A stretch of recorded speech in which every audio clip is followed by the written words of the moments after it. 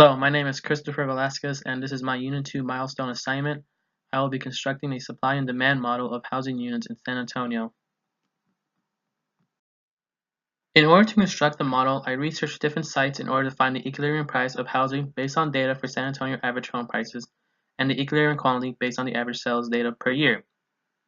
Taken from the San Antonio Board of Retailers and My San Antonio, I found that the year of 2017, the number of housing sold for each month as well as the average price sold in each month. It can be concluded the total amount of home sales for the year 2017 was 30,715 homes, which is also the equilibrium quantity I will be using to construct my supply and demand model. I also found the number of houses sold and the median price of each home sale in the year of 2014, 2015, 2016, and 2017. However, for this supply and demand model, I will only focus on data of the year 2017. Once again, taken from the San Antonio Board of Retailers, I found that the year 2017 was a great year for home sales, and that the average home price was about $260,380. So by using this as my equilibrium price, I can now create a supply and demand model.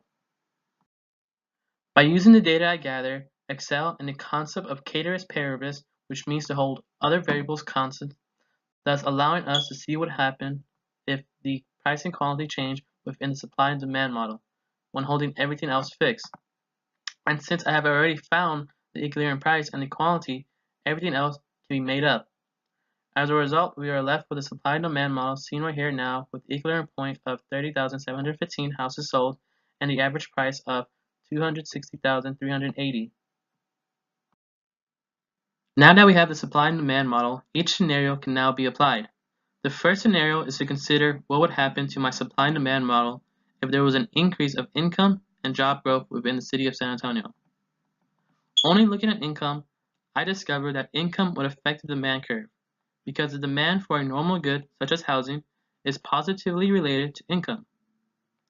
Taken from economics help, I found that with rising incomes, people will be willing to spend more money on houses.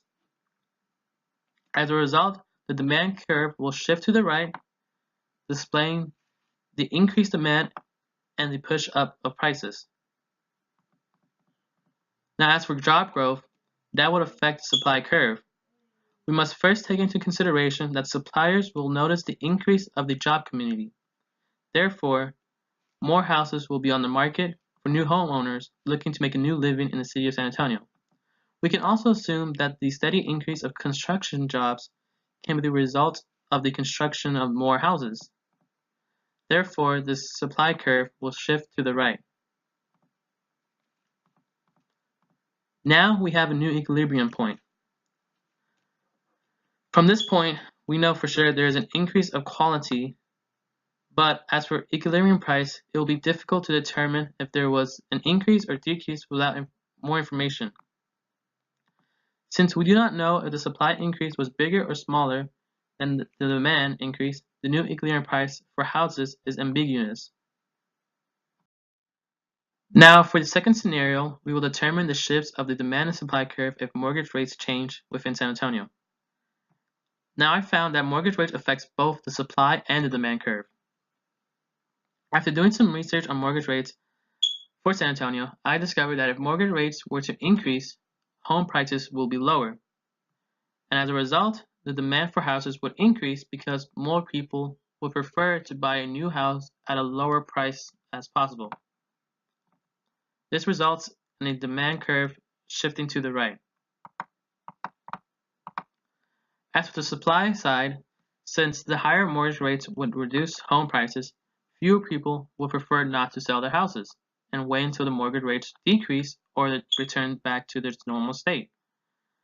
So that way, when the mortgage rates decrease, their homes can be sold at a higher price. And as a result, there is less houses within the market and results in the supply curve shifting to the left. Once again, the new equilibrium point can be seen that there will be an increase of average home prices for San Antonio, but since we do not have data to view the supply decreases was bigger or smaller than demand increases, the new equilibrium quantity for houses is ambiguous. For the final scenario, I had to identify a factor that would shift the supply of houses in San Antonio. The scenario I chose was the increase of cost production in San Antonio, such as wages or the materials used in the construction of houses. Since there is an increase in the input price, it would reduce the profitability of houses.